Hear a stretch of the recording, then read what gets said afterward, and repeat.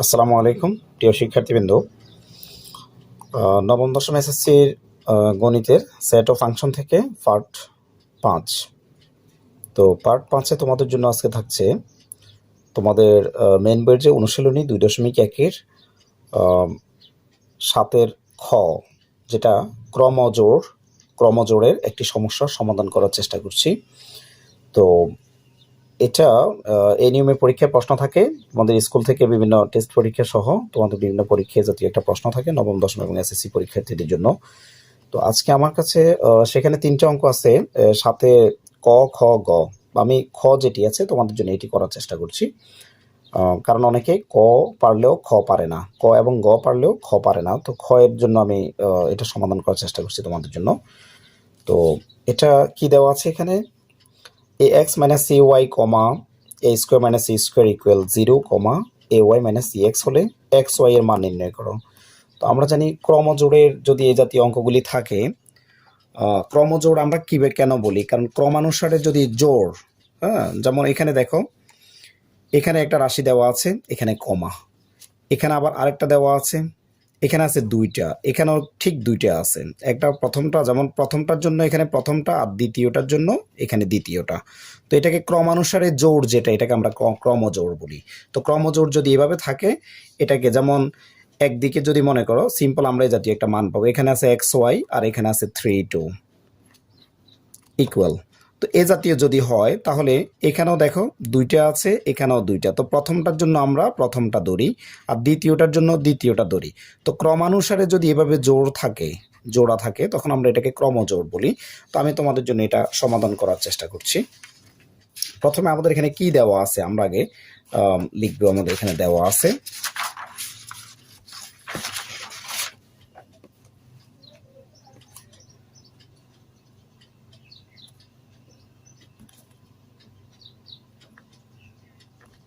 আছে আমাদের যেটা বইতে দেওয়া ছিল আমরা ওটা আগে লিখবো। আমাদের প্রশ্নের মধ্যে কি দেওয়া ছিল, এখানে ax minus cy a square minus c square যেটা দেওয়া আছে আমরা এটা লিখে নিব। ax minus cy comma a square minus c square, এটা সমান আমাদের এখানে কি দেওয়া আছে 0, আবার দেওয়া আছে ay মাইনাস cx। এটা আমাদের এখানে বইতে আমাদের জন্য যে প্রশ্নে এটা দেওয়া আছে, এটা 7-এর খ, তোমাদের মেইন বইয়ের যে নবম দশমের যে মেইন বই আছে, মেইন বইয়ের 7-এর খ।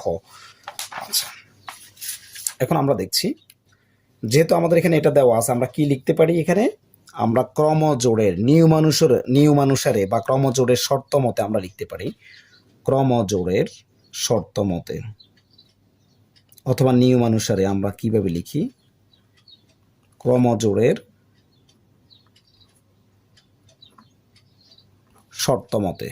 তো ক্রমজোড়ের শর্ত মতে আমি আগেই বলেছি প্রথমটার জন্য আমরা প্রথমটা লিখবো। তো প্রথমে কি আছে এখানে ax মাইনাস cy আছে, ax মাইনাস cy ইকুয়াল কি লিখবো আমরা 0। তো এটাকে আমি ইকুয়েশন নাম্বার অর্থাৎ সমীকরণ নাম্বার 1, এটাকে 1 নং সমীকরণ রাখলাম। এরপরে এখানে কি আছে a square minus c square সমান, এবং প্রথমে তো এটা সমান 0 লিখলাম, পরে আছে a square minus c square সমান কি দেওয়া আছে ay মাইনাস cx, বা আমি এখানে যেহেতু ax ey অর্থাৎ এক্স এর গুলাকে একদিকে নিয়ে আসতেছি, এক্স ওয়াই গুলাকে, তো আমরা এটাকে এদিকে নিয়ে আসবো।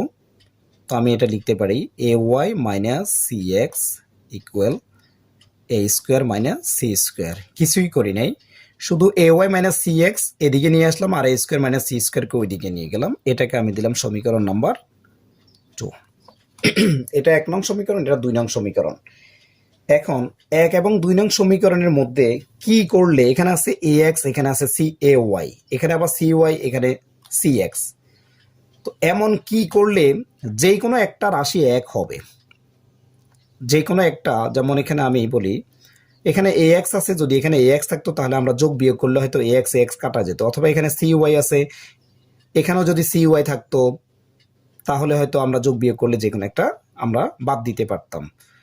তো আমরা 1 নং সমীকরণে যেহেতু ax আছে আর 2 নং সমীকরণে এখানে কি আছে দেখো তো, দেখাই যাচ্ছে এখানে কি আছে তো আমি যে জিনিসটি তোমাদের জন্য করব এখন, 1 নং সমীকরণকে আমরা এ দ্বারা গুণ করব, আর 2 নং সমীকরণকে আমরা সি দ্বারা গুণ করব। তো এ দ্বারা গুণ করলে কি পাই আর সি দ্বারা গুণ করলে কি পাই এবং কেন আমরা গুণটা করছি তোমরা একটু লক্ষ্য করো।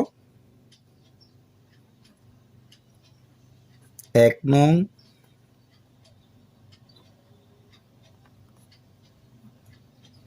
সমীকরণকে এ দ্বারা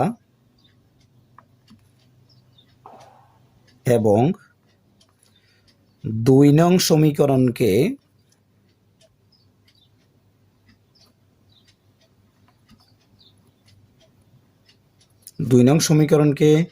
সি দ্বারা গুণ করে।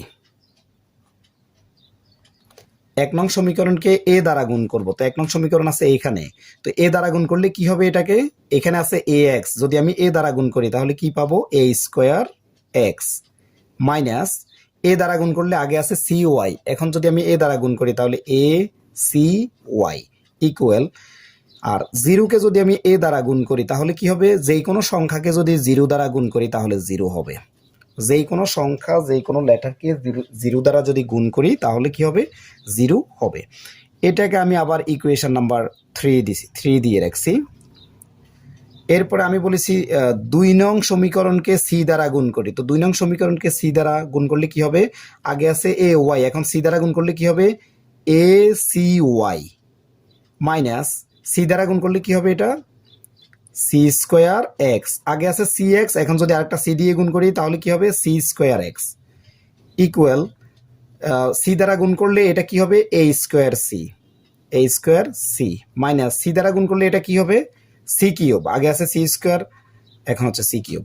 একটু খেয়াল করো, 1 নং সমীকরণকে বলেছি এই পুরা সমীকরণটাকে এ দ্বারা গুণ করেছি, আর 2 নং সমীকরণ এই পুরোটাকে আমরা কি দিয়ে, সি দিয়ে গুণ করেছি। তাহলে আমরা এখানে পেয়েছি সি দ্বারা গুণ করলে এ সি ওয়াই, সি দ্বারা গুণ করলে সি স্কোয়ার এক্স, সি দ্বারা গুণ করলে এ স্কোয়ার সি দ্বারা গুণ করলে সি কিউব। এটাকেও আমি দিয়েছি সমীকরণ নাম্বার 4। এখন দেখো কেন আমরা এ দিয়ে বা সি দিয়ে গুণ করলাম, এখানে এ সি ওয়াই, এখানে এ সি ওয়াই, অন্তত যে কোনো একটা বাদ দিলে আমরা এরপরে কাজ করতে আমাদের জন্য সহজ হবে, তো এই জন্যই আমরা এই কাজটুকু করেছি। তাহলে আমরা এখন কি করতে পারি, 3 এবং 4 আমরা যোগ করতে পারি, 3 নং ও 4 নং সমীকরণ যোগ করে পাই, আমরা একবারে করে ফেলছি। দেখো 3 নং ও 4 নং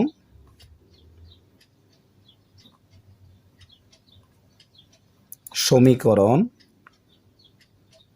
যোগ করে পাই, কি পাই দেখো তো, যদি 3 নং আর 4 নং সমীকরণ আমরা এভাবে উপরে নিচে বসাই দিয়ে যোগ করি তাহলে আমরা কি পাবো, এ সি ওয়াই এটা মাইনাসের, এ সি ওয়াই এটা প্লাসের, মাইনাসের একটা প্লাসের একটা বাদ দিলে আর উপরে আমাদের এখানে কি থাকে, এ স্কোয়ার এক্স থাকে, আর নিচে কি থাকে, মাইনাস সি স্কোয়ার এক্স থাকে। কারণ আমি আবার বলছি তোমাদেরকে, তোমরা একটু লক্ষ্য করলে বুঝবা, এ সি ওয়াই এর আগে মাইনাস আছে, এখানে প্লাস আছে, তো আমরা যখন করতেছি আমরা এখানে মাইনাসের একটা আর প্লাসের একটা বাদ, আর আমাদের এখানে এ স্কোয়ার এক্স থাকে, আর নিচে কি থাকে, মাইনাস সি স্কোয়ার এক্স। এরপরে ডান দিকে যোগ করে জিরোর সাথে কোনো কিছু যোগ করলে তো কি হবে, ওই সংখ্যাটাই হবে, তাহলে A square C minus C cube. Okay, এইটুকু আমরা পেয়েছি। এখান থেকে আমরা এবার কি করতে পারি দেখো, আমি তোমাদেরকে নেক্সট পেজে গিয়ে দেখাচ্ছি।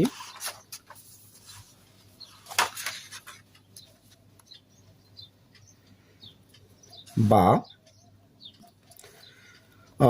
এখানে এবং এখানে কি আছে, এক্স আছে, আমি একটা এক্স কমন নিয়ে নিই, এক্স কমন নিলে আর কি থাকে, এ স্কোয়ার থাকে। এই যে প্রথমে এখানেও এক্স আছে, এখানেও এক্স আছে, তাইলে দুই জায়গা থেকে আমি কি কমন নিছি, একটা এক্স কমন নিছি, তো এক্স কমন নেওয়ার কারণে আর এখানে কি থাকে, এ স্কোয়ার মাইনাস এই জায়গায় থাকে কি, সি স্কোয়ার। ওকে, ইকুয়াল, তো এখানে কি কমন যায়, এখানে সি আছে, এখানে সি আছে, তাইলে একটা সি কমন যায়, তো আমি একটা সি কমন নিলে আর এখানে কি থাকে, শুধু এ স্কোয়ার থাকে, শুধু এ স্কোয়ার মাইনাস সি কিউব থেকে যদি একটা সি কমন নেই তাহলে আবার সি স্কোয়ার থাকে, আরও সি স্কোয়ার থাকে, কারণ আমরা জানি কমন নেওয়া মানে ভাগ করা। তো আমরা যদি এখানে সি কমন নিতে যাই, তো সি কমন নিলে এ স্কোয়ার, আর এখান থেকে একটা সি কমন নিলে অর্থাৎ সি দ্বারা ভাগ করলে আর সি স্কোয়ার, এখানে থাকে এ স্কোয়ার, এখানে থাকে সি স্কোয়ার। ওকে, এখন বা এক্স এর সাথে এটা কি আছে এখন, ইনটু, ইনটু গুণ, এখানে গুণ আছে। ওকে, আমি এখন শুধু এক্স রাখবো, যেহেতু আমরা এক্স ওয়াই বের করব, যেহেতু আমাদেরকে বলেছি কি বের করতে, এক্স ওয়াই এর মান নির্ণয় করো। তো আমরা এখন এক্স কে রাখবো, তাহলে আমরা লিখতে পারি এক্স ইকুয়াল, এটা আছে গুণের, এদিকে চলে গেলে ভাগের, উপরে কি আছে এখানে সি এ স্কোয়ার মাইনাস সি স্কোয়ার। আর এখানে কি ছিল, এটা এক্স এর সাথে এটা ছিল বাম দিকে ইকুয়ালের, এ দেখো সমান চিহ্নের বাম দিকে ছিল গুণের, এক্স এর সাথে গুণের, এখন সমান চিহ্নের ডান দিকে নিয়ে গেছি, এটা ভাগের, এ স্কোয়ার মাইনাস সি স্কোয়ার। যেহেতু আমি উপর নিচে কাটাকাটি করবো এই কারণে ব্র্যাকেট ইউজ করলাম। তো আমার এ স্কোয়ার সি স্কোয়ার এখানেও আছে এখানেও আছে, আমি কেটে দিলাম। সুতরাং আমার এক্স ইকুয়াল আমি কি পেয়েছি, এক্স ইকুয়াল আর কি থাকে উপরে সি, এক্স ইকুয়াল সি, তাহলে আমি এক্স এর মান পেয়ে গেছি। এখন এক্স এর এই মানটুকু আমি এক নংয়ে বসিয়ে দিব। কোথায় আমার এক নং আছে আমি ওখানে বসাবো। এক্স এর মান এক নংয়ে বলতে এক নং সমীকরণে, এক নং সমীকরণ কোথায় ছিল, এই যে এক নং সমীকরণ A X minus C Y, সেখানে আমি এটার মানটা বসাবো। এক্স এর মান এক নং এ বসিয়ে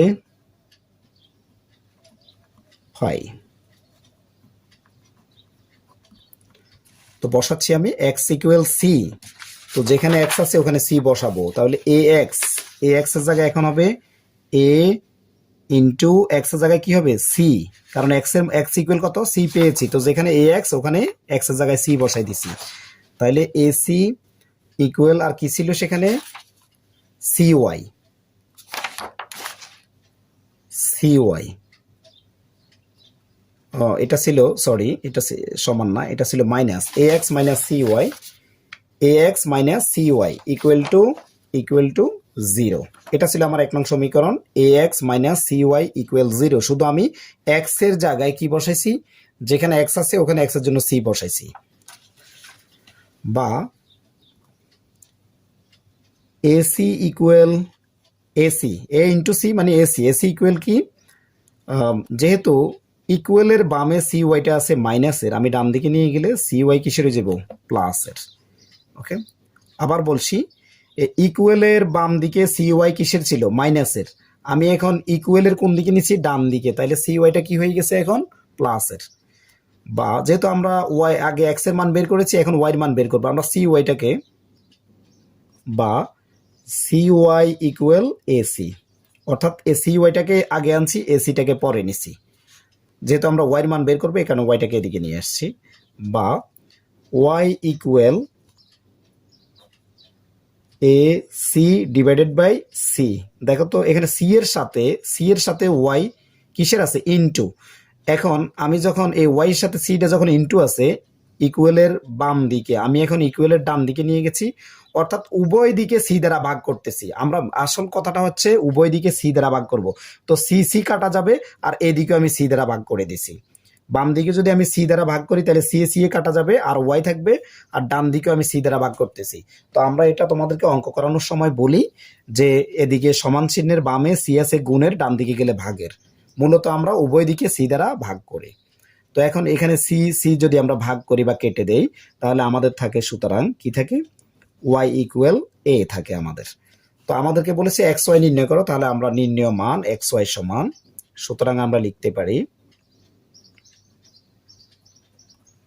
আমরা কি লিখতে পারি এখানে নির্ণয় মান, আমাদেরকে যে বলছে এক্স ওয়াই এর বের করো, তাহলে নির্ণয় মান এক্স কমা ওয়াই, এক্স কমা ওয়াই ইকুয়াল কি হবে, এক্স এর জন্য প্রথমে এক্স এর জন্য কি পেয়েছি, এক্স এর জন্য পেয়েছি সি কমা ওয়াই এর জন্য কত পেয়েছি এ, তাহলে আমাদের হয়ে গেছে নির্ণয় মান এক্স ওয়াই ইকুয়াল সি এ। এটাই হচ্ছে তোমাদের জন্য সমাধান। ওকে, তো আশা করি তোমরা এটা বুঝতে পেরেছো। ভালো থাকো সবাই, আল্লাহ হাফেজ।